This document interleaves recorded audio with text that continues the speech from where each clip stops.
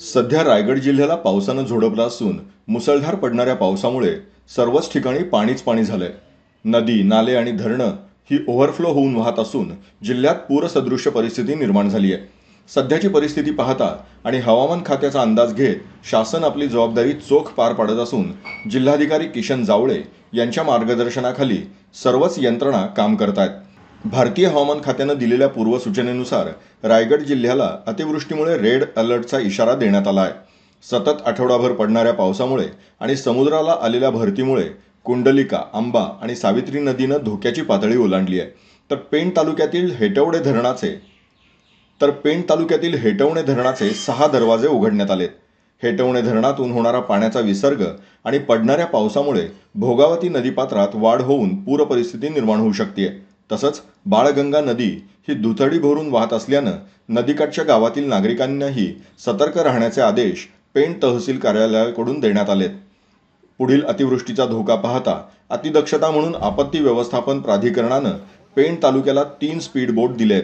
शासनाकडून देण्यात आलेल्या स्पीड बोटचं आज भोगावती नदीपात्रात ट्रायल घेण्यात आली आहे। यावेळी मंडल अधिकारी संतोष धुमकनाले, तलाठी अनिल म्हात्रे, तहसील क्लार्क अभय नेने, विशाल भोईर, पांडुरंग म्हात्रे, ज्ञानेश्वर पाटील, अक्षय माने आदींसह तरणखोप येथील सामाजिक कार्यकर्ते दिनेश पाटील, हनुमान पाटील, बळीराम पाटील, किरण पाटील, रुपेश पाटील तसेच तरणखोप ग्रामस्थ उपस्थित होते।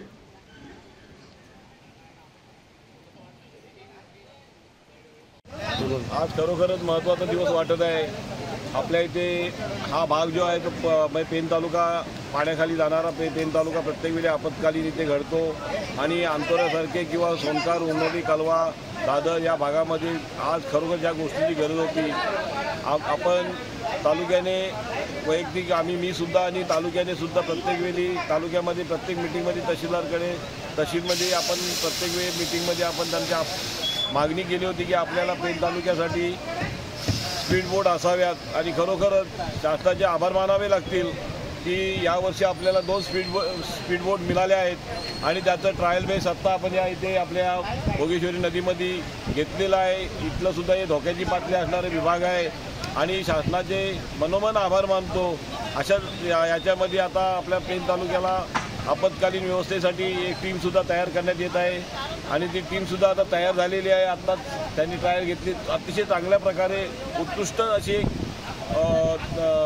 ट्रायल इथे घेतली आणि आपलं प्रयोग यशस्वी झालेला आहे। पेण तहसीलदार, प्रांत कलेक्टर किंवा संपूर्ण आपल्या इथल्या म्हणजे असणारे सर्व नेते मंडळी, सर्वपक्षीय नेते मंडळी यांनी एक अतिशय मोलाचं काम केलेलं आहे। असंच पेण तालुक्यासाठी आपत्कालीन सहकार्य राहावं।